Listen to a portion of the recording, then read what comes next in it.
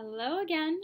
I'm here to read chapter 21 of If We Were Giants. Kira and Luan sat in front of the hut's cooked fire, wrapped in blankets and holding warm cups of tea. Maham brought them hot strips of meat. Kira was so achy and tender that her body felt like one big bruise, but a full belly and the safety of home were helping her feel like herself again. "Thank you so much," she said as Mahan placed 2 more strips of meat on her plate. "You're welcome, dear." Mahan leaned in and whispered to both of them. "I kept him as bay as long as I could. Said you needed to heal up and rest, but I'm afraid he will be back soon with some serious questions." Luan nodded. "We know. It's okay. Thanks, Mother." She gave them both a kiss on the forehead, tears in her eyes, then stood up as Loba entered their hut. "All business. We need to discuss this further." Kira and Luan nodded. Loba knew the basics. They had shown him the giant puppet on the way home, while Tiha and the others had told him about the initial attack and Luan's abduction. But Kira knew he wanted more. Loba removed his cloak and hung it up. He sighed heavily and sat down in front of the kids. He held their gaze for several unnerving minutes before finally speaking. "We will go over your punishments later. This meeting is to discuss what we are going to do now." "Punishments?" Luan said. His finger gingerly circled the burns of his chest, perhaps a visual reminder that he'd been punished enough already.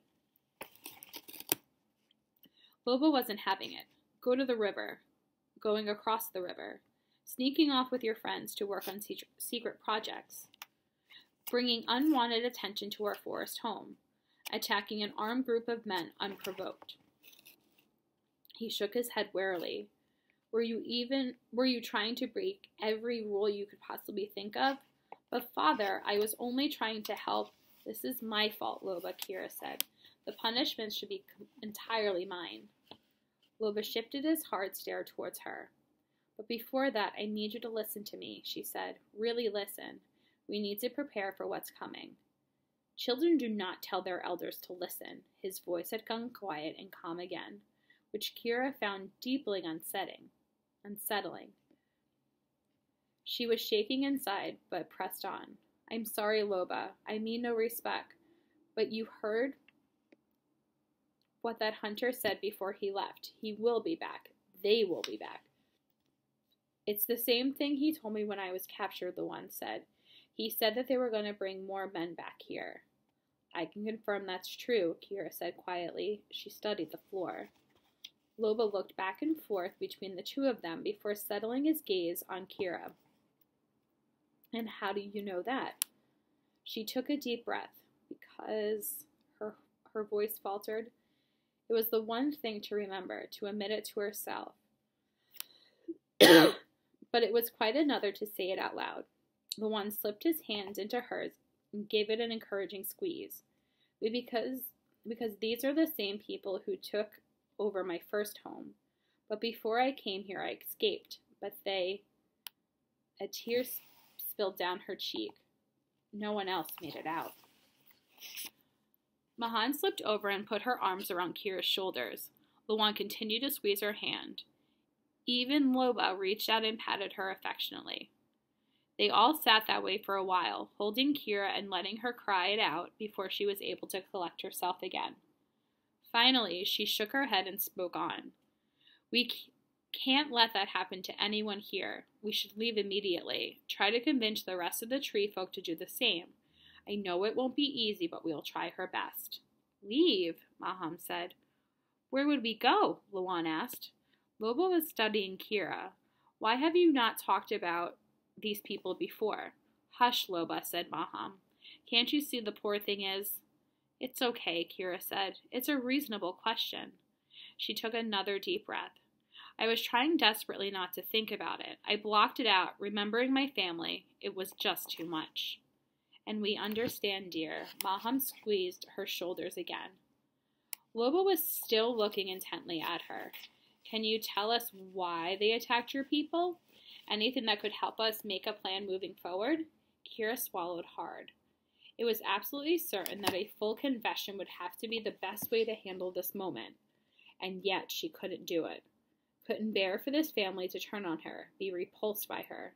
So she shrugged and quietly said, "I don't know. They just showed up one day. Our people were caught unprepared. I was lucky to escape." She shivered all over. "I'm telling you, we should pack up and leave right now." "I hear what you're saying, Kira, but even if we decide to do that, we would not need to leave Tillet. The raining season will last for several months, and while it's here, no strangers will be crossing that river." "I know, but as soon as the water is lower, they will come, and we will be helpless." Luan scoffed. "What's all of this talk about running? Didn't you see them falling all over themselves trying to get away from our giant? What we need is an army of giants." He smacked his fist in the wooden floor. "We'd fight them so hard that they would never return." "You know that's impossible," Kira said. "Please don't get me wrong. I am so grateful for what you and your friends did, but the only reason it worked is because you caught them by surprise. When they come back again, they'll be ready, and they won't be afraid." Loba shook his head. "She's right. Use your senses, boy. It took you and your friends over a week to build that thing, and it didn't even have a body. You would need hundreds of people, all working from sunrise to sundown, to build enough of those things to stand up to a real army." An image flashed in Kira's mind. Peering under the rocks with Mome, seeing the ants and their structure made of thousands of bodies, each small component of the community weak on its own but strong as a unit, all of them working perfectly in unison to protect their most precious assets. She looked around at each member of the family, but "We do have hundreds of people." Loba wrinkled his brow. "What do you mean?" Kira made a sweeping gesture with her arm, indicating the forest all around the hut, the tree folk. "This affects all of them. Instead of warning them and telling them to leave the forest, we can ask them to build an army of giants," Luan jumped in, "and we can make them even better. It was Tiha's idea to make the arm into a weapon, right? Well, she had lots of other amazing plans, but we just didn't have enough time to do them all. She'd even found out a way to make them walk if we had enough people. She could be an unstoppable force." "I bet we could." Loba held up his hand to cut Luan off. "This is foolishness. There's no sense in even talking about it." Excuse me. It was silent for a few moments before Kira worked up the courage to say, "Why?" Loba scowled. "What do you mean?" "Because Tree Folk family keep to themselves and always have. That's why. We take care of our own and do for the people we know. It is our way." "But the takers coming back will affect everyone," Luan said. Maham cleared her throat. "The people in this forest have never faced with a threat like this before," she said quietly. "They may have the capacity to change if the situation is dire enough." Loba looked around the hut, saw that he was outnumbered. "I need to think about this." He stood and walked out the door. Kira, Luan, and Maham sat silently. They had spoken together for an hour or so after Loba left, and made some of the plans on her own. But they had talked themselves out. None of it would happen if Loba disagreed.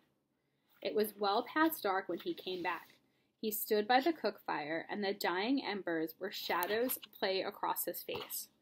They all looked up at him in anticipation, waited for him to speak first. "So," he looked at Kira. "What is it? Exactly what you were proposing?" Kira stood and met his gaze. "If we all get to the tree folk in one place at the same time, I can speak to them. I will explain. I will make them understand what needs to be done and ask for their help. And if they refuse, which they will, I have no doubt, then we have to leave the forest, protect this family. The others would have to make their own decisions." Loba dropped his head and ran his fingers through his hair for several moments. At last he looked back up. "And how will we gather everyone?" "My friends and I can do it," Luan said. "We'll start in the morning and go from tree to tree. Say there was an important gathering and the fate of the entire forest rests on the outcome. Not everyone will come, Maha said gently, but I am willing to bet enough show up to make a difference. Loba considered the 3 inspective phases and sighed heavily. Then he stared directly at Kira. If we do this, it's going to be my name on the line, and if the meeting does not go well, I am sure they will be strongly encouraged to leave this forest if the takers never come back. Kira stood up straight. I will do my best to convince them. I will tell them my story. He waited a long time to respond, so long that Kira thought the entire plan might be scuttled. But finally he spoke. This family has put its trust in you, Loba pointed a thick finger at Kira. Your story, he said, fixing her with his gaze, had better be good. All right, and you will see me again for chapter 22. We're nearing the end of our story.